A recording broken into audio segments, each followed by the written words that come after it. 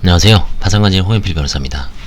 이번 시간에는 2018년 7월 9일 파산 선고를 받은 81년생 채무자의 사건을 한번 보기로 하겠습니다. 바로 폐지됐고 면책 의견으로 종결됐습니다. 메리츠 화재에서 채권자 이의를 제기했습니다. 이 사유는 나중에 한번 보겠습니다. 주거 이력을 보시면 2002년부터 현재까지, 그 파산 선고 당시 2018년까지 부친 명의의 임차주택에서 무상으로 거주하고 있습니다. 1060만원. 2004년부터 현재까지 웨이터, 퀵서비스, 대리운전 등 여러가지 직업을 전전하면서 일용직으로 월 한 150 정도의 수입을 올리고 있습니다. 파탄 시기는 2017년 4월입니다.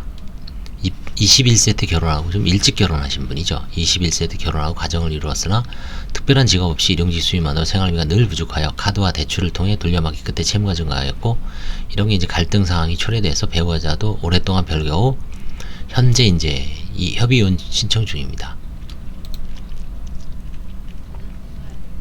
부모님 계시고요. 배우자는 있지만 현재 이혼 지금 준비 중이고, 딸 하나가 있습니다. 고등학교 재학 중인 딸 한 명이 있습니다. 이 채무는 1억 4,400입니다. 아마 이게 오랫동안 2001년에서 2003년도 초창기에 발생한 채무이기 때문에 원금 대비 상당히 이자가 많이 늘어났습니다. 부모님 재산은 부모님 보증금 1000만원 외에는 부모님도 어렵게 사는 형편입니다. 그래서 메리츠 화재에서의 이의 사유를 잘 보십시오. 채무자에 대한 구상금 채권은 비면책이다. 채무자는 2018년 8월 신청인이 이의를 받아들여 주식회사 메리츠 화재의 채권을 채권적 목록에서 삭제하였습니다. 그러니까 이게 이제 결국은 교통사고, 고의에 의한 교통사고는 드물고, 중과실, 12대, 13대 중과실, 중앙선 침범이라든지 신호위반, 횡단보도 사고, 횡단보도 보행자 보호 의무 사고, 그 다음에 정지선, 또 뭐가 있을까? 과속, 그 다음에 중앙선, 이런 중대한 과실로 교통사고를 일으켜서 상대방에게 상해, 사망이나 상해를 가했을 때, 그런 상해 사건에 대해, 치상 사건에 대해서는 업무상 중과실로 이제 공소가 제기가 되죠. 그런 경우에 보험회사가 피해자한테 물어주고 이 가해자인 채무자에게 구상권을 청구합니다. 그랬을 때 그 생명, 고의 또는 과실로 타인의 고의 또는 중과실로 타인의 생명 또는 신체에 대한 어떤 불법행위 손해배상 청구권은 비면책이 되어 있습니다. 그러니까 중과실에 의한 손해배상 청구권이죠. 친무와는 부친과 이혼 후 연락 두절되어 서류 발급이 실효성이 없다고 판단되었습니다. 채무자와는 현재 협의혼 절차 진행 중이고, 배우자와 자녀는 친정에 거주 중입니다. 부친도 1000만원 외에 특별한 보증금 1000만원 외에 특별한 재산은 없는 것 같습니다. 그래서 파산 폐지됐고 면책 인용됐습니다. 다시 한번 이 교통사고 보험회사에서 이의를 많이 합니다. 근데 원칙적으로 이거를 삭제할 필요까지는 없습니다. 다만 면책이 이렇게 통과되더라도 메리츠에서 추후 채무자를 상대로 민사소송을 체류할 수 있고요. 그 다음에 강제집행을 했을 때 채무자는 면책이라고 항변을 할 수 있지만, 메리츠 화재는 재항변으로 566조에 의한 과실, 중과실에 의한 손해배상 채권에 대한 구상금이기 때문에 비면책이라고 재항변을 하면 법원에서는 비면책 판단을 내리게 되어 있습니다. 면책 효력 확인 요소를 그냥 무작정 제기하는 게 아닙니다. 그 구조를 잘 알아두시기 바랍니다. 최근 이에 관한 상담이 급증하고 있습니다.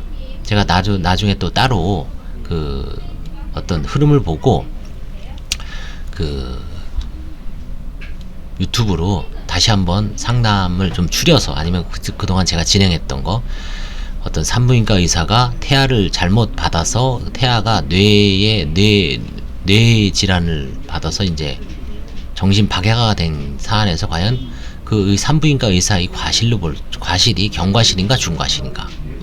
그 다음에 이제 교통사고 중과실은 워낙 흔한 사고고요. 그 다음에 또 뭐가 있을까요? 그 중과실에 기한 손해배상 채권에 기해서 그 사람이 사망했는데 유족이 상속 포기를 못하고 단순 승인으로 승계받았을 때 그 사람이 과연 그 망인의, 법에는 채무자의 불법행위라고 되어 있거든요. 근데 이거는 채무자의 불법행위가 아니라 망인의 불법행위죠. 그런 경우에도 그 유족의 파산해서 판사가 면제를 할 수 있을 것인가, 여러 가지 어떤 좀 케이스가 있습니다. 그 다음에 어제 최근에 제가 한 것 중에 어떤 분이 이제 어떤 케이스냐면 화주입니다. 화주.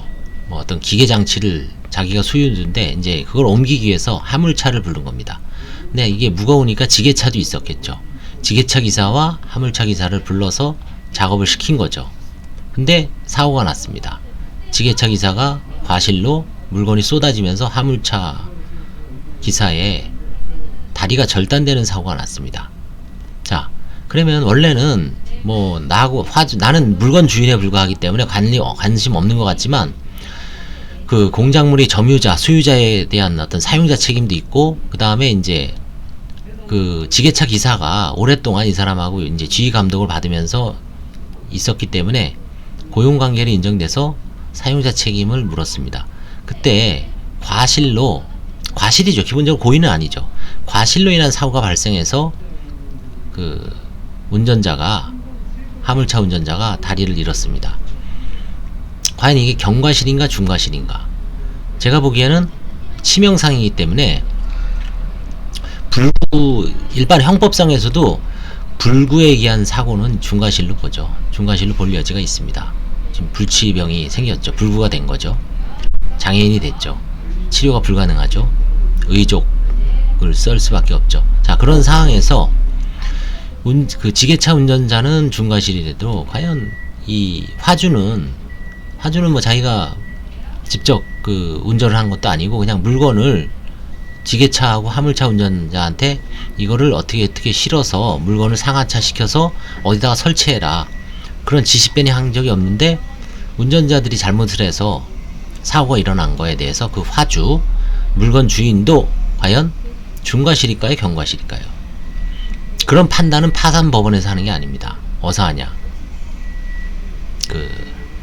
별도로 이제 면책이 되고서 별개로 이제 민사소송에서 청구이소라든가 뭐 항변으로 이제 제기가 되는 거죠. 거기서 이제 판단이 나오게 되어 있습니다. 이제 우리나라도 파산 면책 제도가 15년 정도 아주 활발하게 진행됐기 때문에 비면책에 대한 이제 개별 하급심 판례가 나올 법도 한데 아직 소개가 별로 안 된 걸 보니까 누가 적극적으로 제기를 안 하는 거죠. 이런 거를 아직 뭐 제가 모를 수 있지만 판단을 하지는 않고 있습니다. 그래서 철거했고요.